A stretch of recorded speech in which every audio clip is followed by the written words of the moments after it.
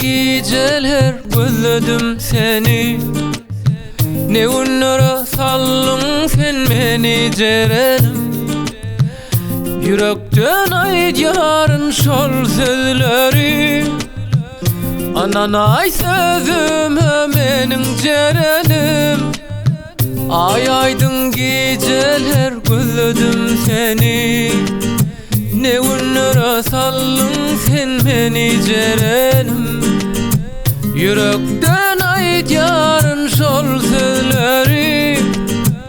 Ananay sözüme menin cerenim. Cerenim, gel gül cerenim, gel yanıma, gel ay cerenim. Sen olmasan men dünyam dardır. İlki sevgim bollun cerenim.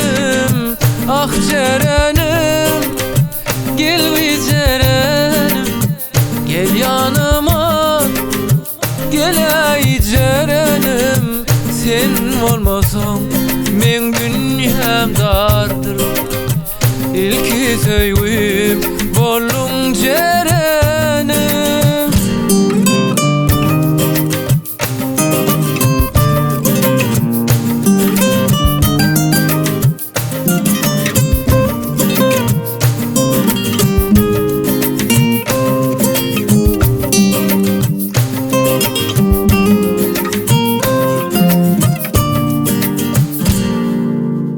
Aydımı sana aygı yazdım bir vada. Meni ayga seni vursa attılar oda. Hadi ikimiz de şolun kuvada. Yüreğimin kalanı sensin cerenim. Cerenim, gel bir cerenim, gel yanıma, gel ay cerenim.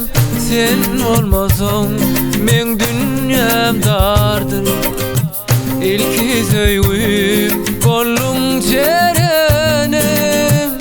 Cerenim, gel bir cerenim, gel yanıma, gel ay cerenim. Sen olmasan men dünyam dardır. İlki sevgim bollun